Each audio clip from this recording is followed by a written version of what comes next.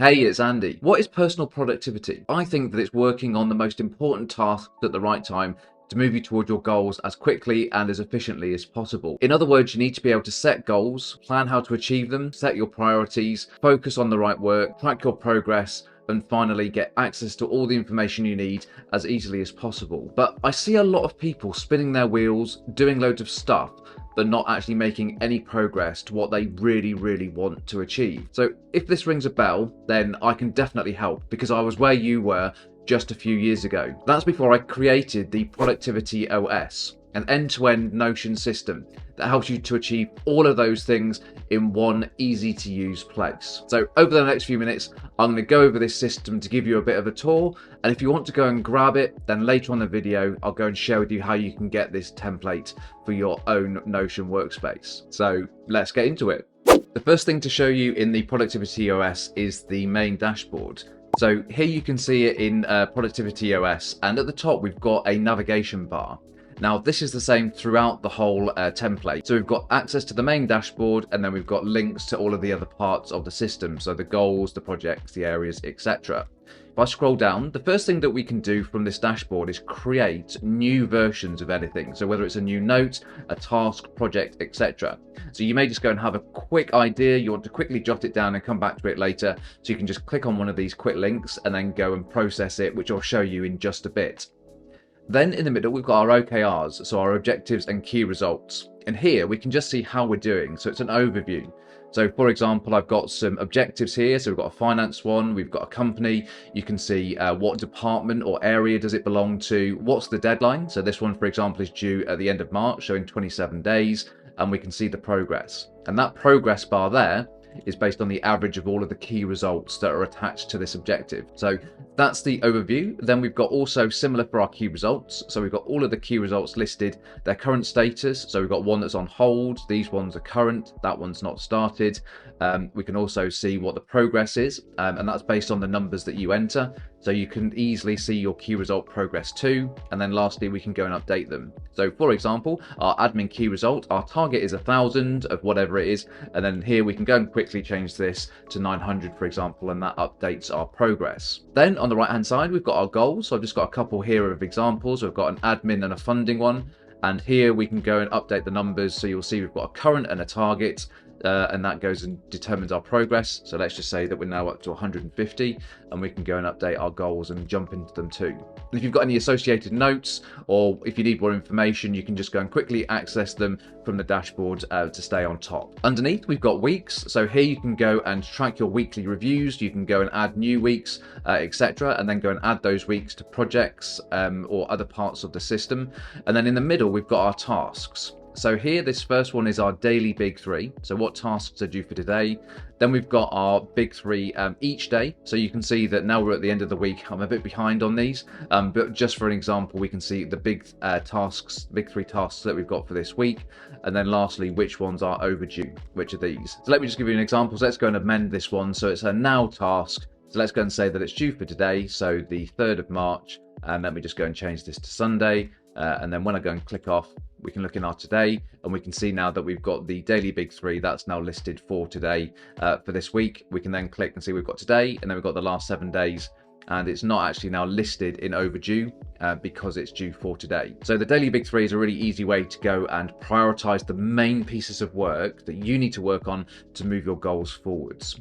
Then also you may have some snippets of time, or you may have different energy levels. So here we can just go and pick off tasks based on how much energy we've decided that they're going to take. So these, like booking a meeting with somebody, pretty easy. We can see that that's low energy, and also it's not going to take long, so less than 30 minutes. And then again up here, we can see what are the tasks that are overdue. So here, all of these have got dates that are in the past. So these are overdue, that one's blocked. We can also see their size. So we may go and be able to pick off some of these if we've got a little bit of time to catch up with all of our overdue tasks. On the right hand side, we've got our highlighted projects. So I'll show you how to select these in a bit, but these are just bits where you've said these are the priority, it's what you want to focus on. So we've got our highlighted projects, which just appear on the dashboard. So then you can quickly jump into them if you need to go and add some new tasks or information. They're easily accessible. And then underneath again, we've got highlights, and we can highlight different things throughout the system. So we've got the projects, which I've just shown you.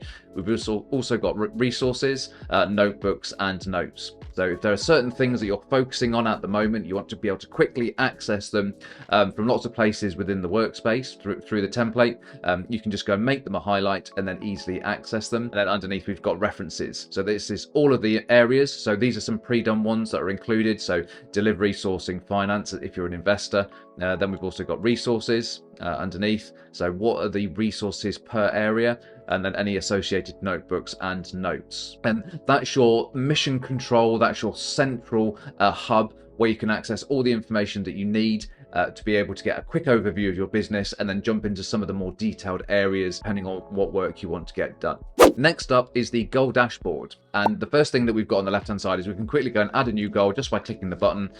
This is a new goal. It'll add it to your inbox. You could add any more information that you wanted. So for example, we may know that the area is going to be towards admin, and then we can just go and click off and we can go and deal with that later, which I'll show you in a tick.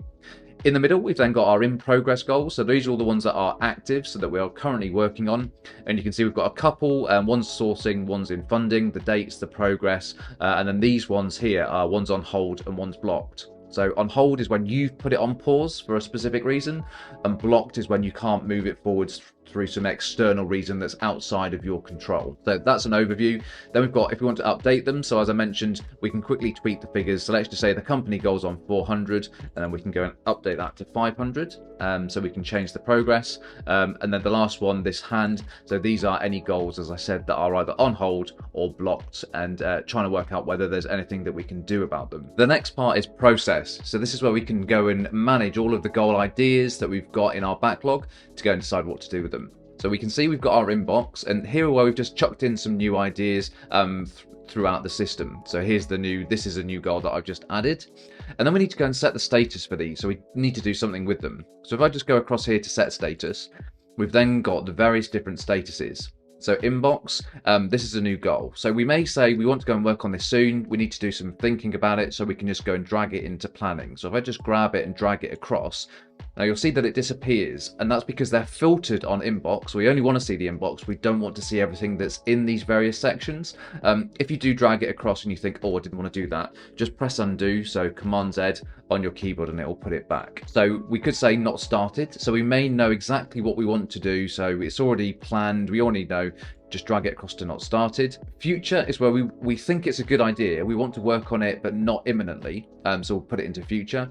And then we've got here someday maybe. And that's where we don't want to lose the idea, but we're not sure whether we want to do it or not. So it's sort of just keeping it available, and we can come back to it at a later date. We may also decide that we want to go straight into doing one of these goals, so we can make it in progress. And lastly, we may think it was a good idea at the time, no longer relevant, and so we just put it into abandoned. So just on a regular basis, as you get new ideas, go and process these. It's really easy, just drag and drop. So for example, double gross profit, let's say we want to do that soon, so not started. So we can just go and move those into the right column once we know what to do with them. Next up is planning. So here we've got select, and within this system, the goals that you're going to work on need to be in not started. So if I just go to here, we've got a couple that are in planning at the moment. And then as soon as we've decided, right, they're now planned, we know how they're going to work, how we're going to achieve them, then just drag them from in planning to not started. So that's really easy. And then we need to add various bits of information. So let's just say that any that are in planning, why are you doing it? What are the figures? So what's our funding goal? We may say, right, we want to go and get to £1,000, and then have we got an initial amount? So let's just say that's 0 at the start, and then what year do we think that it will be in? So just fill in the various information, and it all works through logically. So firstly, there's select, then we add the info. The next thing is we need to go and schedule it. So when are we going to do these various goals? And you can choose one or other or both of these. So you may know straight away that this is a new goal that we've just set up. We know that that's going to be something we're going to work on, say, between April. Let's set an end date, and that's going to be until the end of June. So we can just put the dates in straight away. Or we can use the timeline view, and that's where we can go and look at what else we've got on our plate. And this is where you can do prioritization. It's where you can go and manage your workload. So we can see what the various statuses are of these other goals. So double the gross profit. We may say, actually, we're looking a little bit busy in March. April, it quietens down a little bit. So let's start it towards the end of April. And then just by grabbing this handle, we can then say we think that's going to take us until the end of June. And we can just go and drag that out. So you can just manage your various workloads, depending on what else is going on within the timeline. And then we've got, this is separate, so just a bit of info. So if you just want to go and look up your objectives, we can see what objectives are attached to goals, and this is why it's interconnected. Or we could look at what goals are associated with areas. So we may just have, it's nothing to do with OKRs. This is literally just if we've got various areas of our business or personal life, what goals are associated with those, and we can just see those. And then the maintenance section, and this appears throughout the whole system, is just identifying any pieces of any goals or other sections of the workspace that are missing info. So, for example, something that's not started needs to have an owner. It at least needs to have somebody who's responsible for dealing with it, prioritizing it, filling in the details. So as soon as you fill in an owner, it disappears. So it just maintains the information throughout your system. And then we've got here the current. And again, these just need to be filled out. And once they're all filled out and complete, they'll then disappear. But that's how you can easily go and brainstorm new goals. You can track your current goals, and then you can plan out future goals within the Productivity OS. Objectives and key results are a really useful way to go and plan out how to achieve your goals. And it was developed by numerous different companies. So check it out online, Google it if you want to find out more. But if you do use objectives and key results, the Productivity OS is a fantastic tool to keep track of them. So on the left-hand side, like in a lot of these areas, you can just quickly create a new objective or key result. And then again, we've got the current objectives and key results that we're working on. So here we've got an overview, so you can see what the objectives are, what progress are we making, when is the deadline, so how much time have we got left. Then we've got an overview of our key results, and again the various numbers. So within the finance objective, we've got a couple. One's on track at 40%, and then this one hasn't started.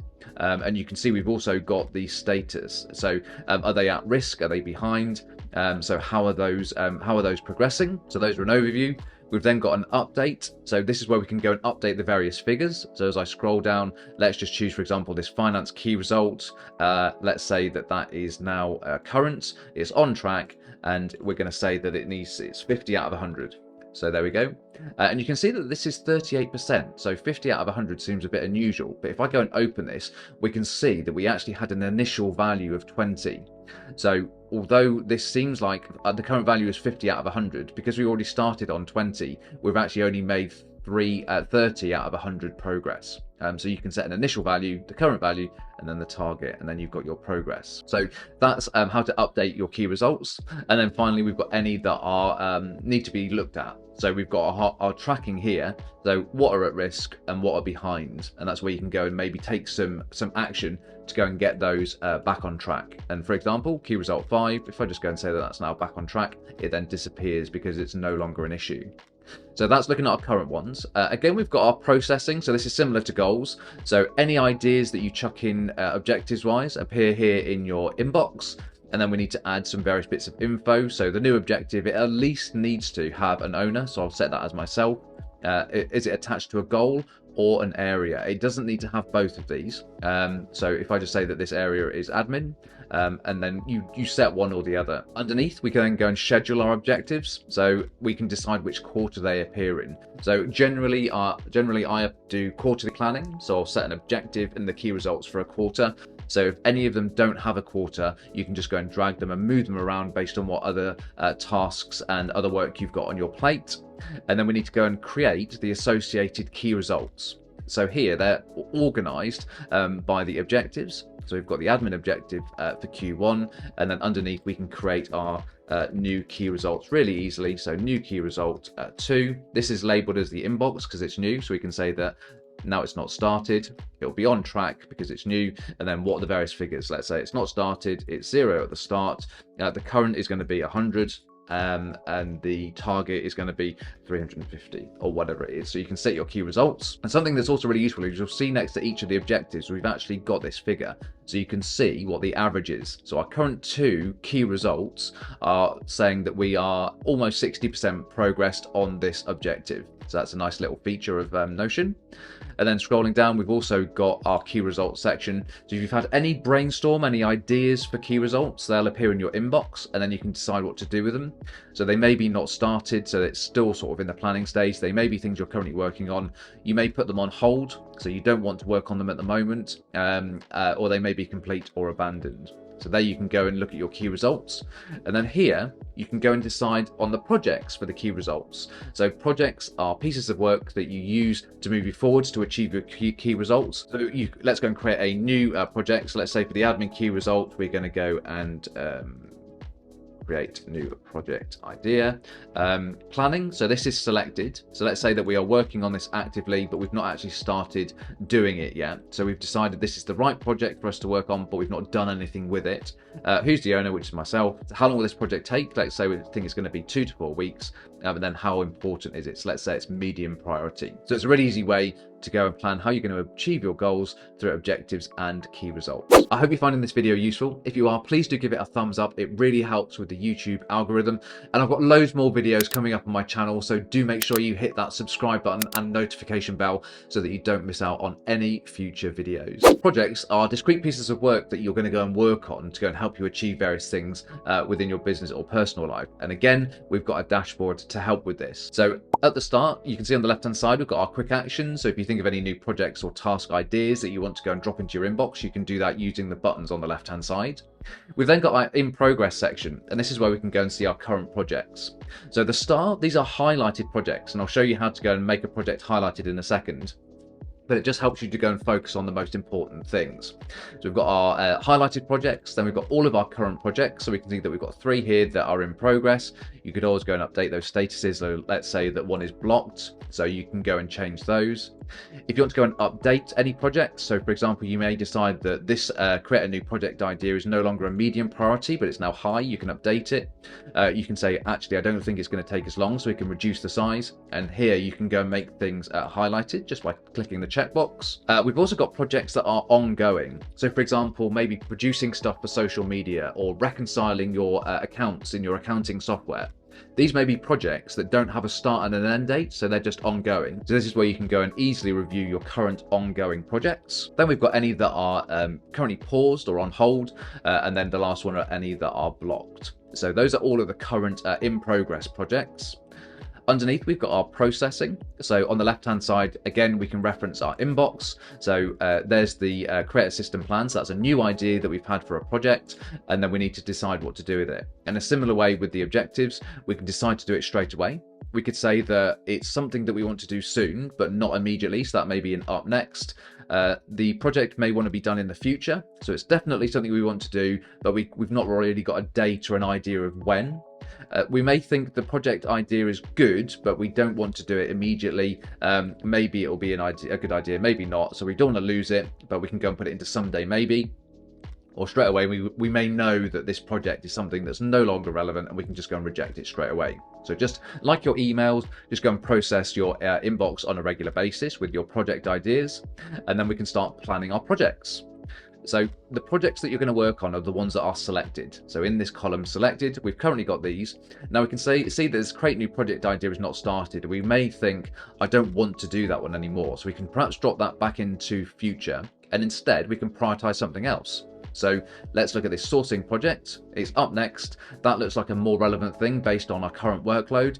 So we can then bring that into our current projects, into selected. So again, this is a really, really useful way for you to be able to look at what's on your plate. What work have you got going on? And you can go and deprioritize some things and then bring other things in really, really easily using this system. And this is different to other templates you may see where it's more just a way of storing information, whereas this helps you to go and make informed decisions. Once we've gone and selected the projects that we actively want to work on, we then need to go and make sure that they've got all of their relevant info. So we can see that this funding project is missing a few things. So is it associated to a key result or an area? What's its priority and size? So just go and make sure that those are all entered. Then we can go and add our tasks, and this works because it just looks at what are the current selected projects. We don't want to be putting in tasks for all of these other projects because that's just a waste of time. We just want to be looking at the projects that we have selected, and then we go and add the tasks to those projects. So here we can see we've got test a new portal, create a layout. What's the status? So we've got now, next, and upcoming, or later, sorry. When are they due? What's their energy and their size? And I'll do a little bit more about tasks in a minute. And then finally, we can pick our highlights. So you may say, in the week coming up, you only want to focus on a certain set of projects, and those are going to be like your highlighted priority projects. So it's really, really easy. All you do is, here we've got a little checkbox. So let's say that signing the investor ABC, that's no longer, it's not that important. We're going to deprioritize it just for the upcoming week. So just click on here, project highlights, and it comes out of the highlights. And then let's say that the funding project, that's really important. We need to work on that one. So just go and press here, project highlight, and it will put it back into the highlights. Underneath, we need to schedule our projects. So here we can just go and add in a timeline if you know exactly what the dates are, or you can again use the timeline like the key results and objectives, and we can use the timeline view. So the sourcing project is not started. So let's say we're going to go and drop that in April. Just click and change the start and end date depending on what your dates are. And that's a really easy way using the timeline. Underneath, we've got info. So again, you can just see any of the relevant info. So do you need to update this? So perhaps the priorities are changing or the size. You can do that here. And then we've got maintenance. And this is again where you can identify any projects not started or started that are missing key pieces of information. So just clear these down on a regular basis just to make sure all your data is nice and up to date. And that's the project section of the Productivity OS template. Tasks are where the rubber meets the road, and I'm sure you'll spend a lot of time here in the tasks database. Up the top, we can see our current tasks. So what are our priorities? So this one is a big three. So prepare the investor docs. It's due now. We can see the date. So it's actually now overdue. It was due on Tuesday. And then we've got our various energy and size attributes. We've then got due soon. So these are tasks that are coming up in the next few days. We can also see tasks that are on hold, waiting on, or blocked. So waiting on is where you need somebody else to provide some information, and blocked is where you can't move forwards because of some reason outside of your control.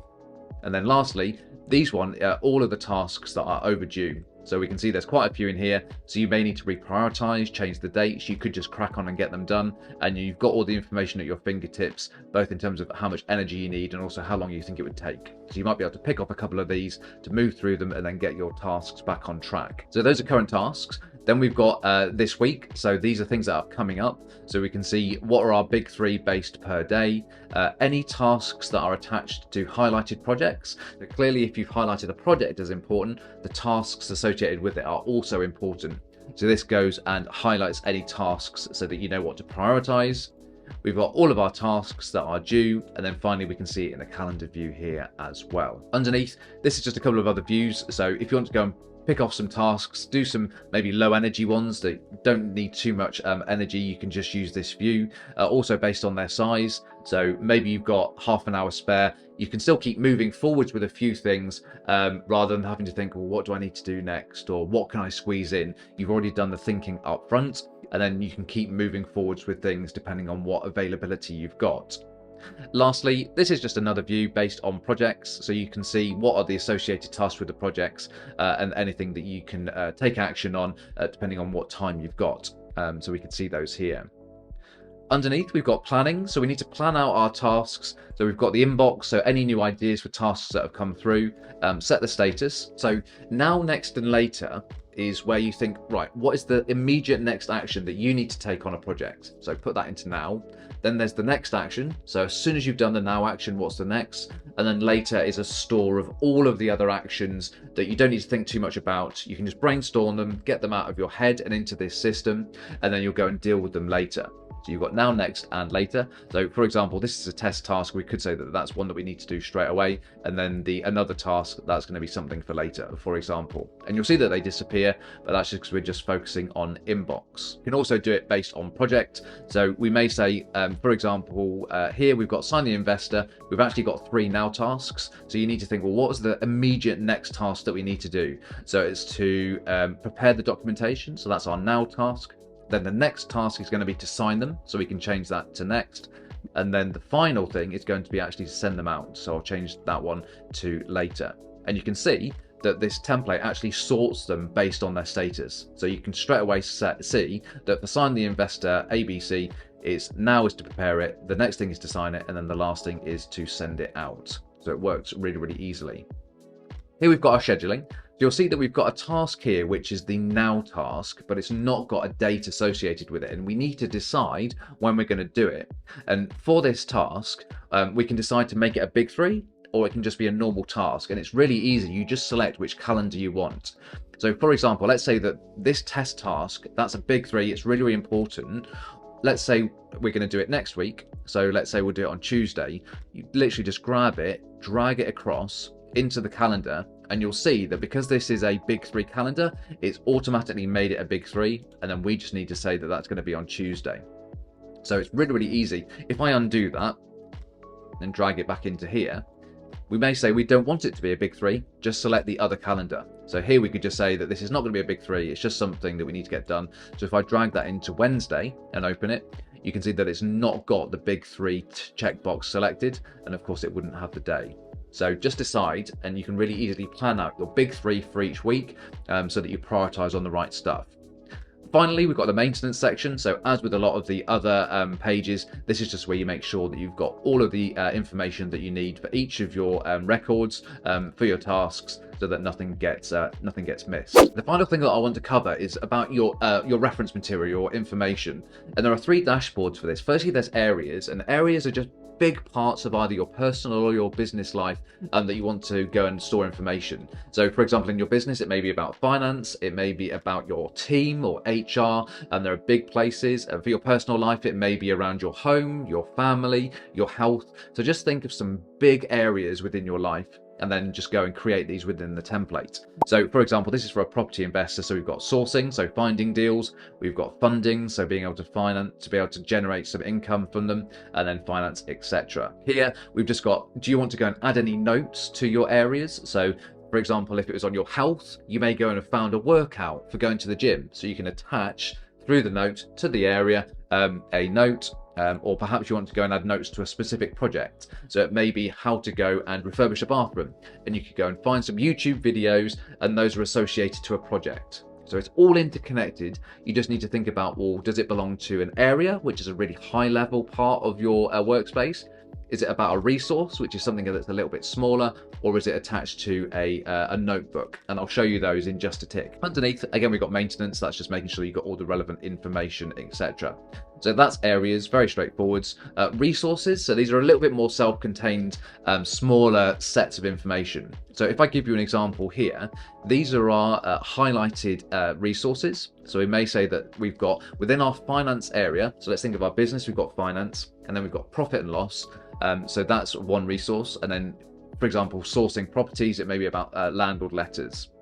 So we've got these big resources, so these areas of information, and we can see all of them. And then we can also see all of the various notes per resource. So for example, we had landlord letters. So what are some of the notebooks underneath? It could be how to design them. It could be how to go and write the copy for them. We've got our big chunky areas within our business or personal life. Then we've got resources, which are sort of discrete collections of information. And then the notebooks and notes, those are sort of really one-off things that are all attached within the system. So we've got our landlord letters. Underneath, we've got our inbox. Now, quite often I expect that maybe you're browsing the internet or you need to look at a YouTube video. It'll be a case of quickly chucking in a new note. So you can do that here, and you can chuck in a new resource. So we need to go and process these, so we can process our resources. Do we need to make any updates?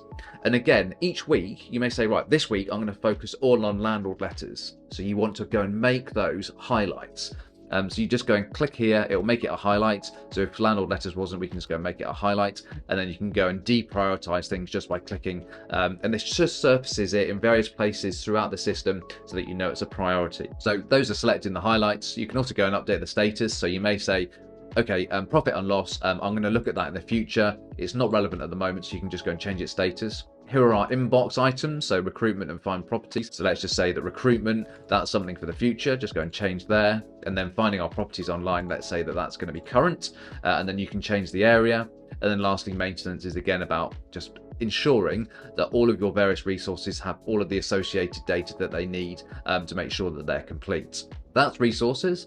Finally, we've got notebooks, and this is where you go and store pieces of information that you may want to come back to later. So let me give you an example. Here we've got our highlighted area. So let's say that landlord letters is really important, and we just want to go and get some design ideas. So we could go and Google it. We could look on Google Images, go and just grab some examples, put it into a little notebook, and that's associated with landlord letters. And we can go and refer back to them later when we get to do a piece of work, etc. So we've got our highlighted notebooks, and we've also got notes. So there may be some specific notes that you also want to highlight throughout your workspace. Underneath, we need to go and process. So as I said earlier, as you capture new ideas, they'll appear in your inbox. So let me give you an example. Let's go new note, and let's just say that this is a example financial statement that we found online. We want to go and look over it, so we can just go and click off it if it's quick, and it's now appeared on our inbox, and then we need to go and set our status. So let's say we need to go and review this. We're not really sure what we want to do with it, so we could put it into review.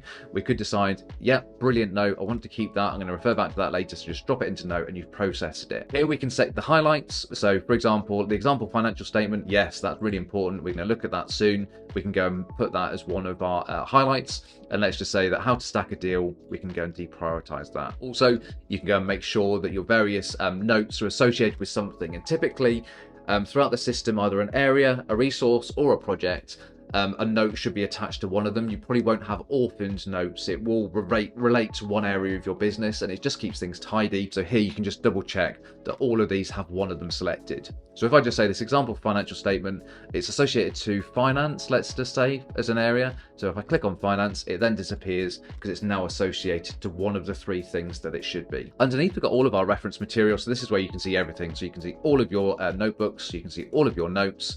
You can also see them broken down by area, and then you can also see them broken down by resources. And then lastly, again, the maintenance section, just to go and double check that all of your information is complete. So Productivity OS is a complete system. It's all integrated, it's all connected, and it's all about setting direction, deciding what your priorities are, focusing, and then tracking your progress. And once all of those things come together, you can really help yourself set yourself up for goal success. If you've got any questions about this, then do drop them down into the comments below, and I will get back to you as soon as possible. If you do want to grab this template, then just go and click on the link in the pinned comment below, and you'll be able to go from there. Thanks so much for joining me. I hope you found that useful, inspired, and I'm looking forward to using it in your own Notion workspace. Other than that, thank you so much for joining me, and I look forward to seeing you in the next video. See ya.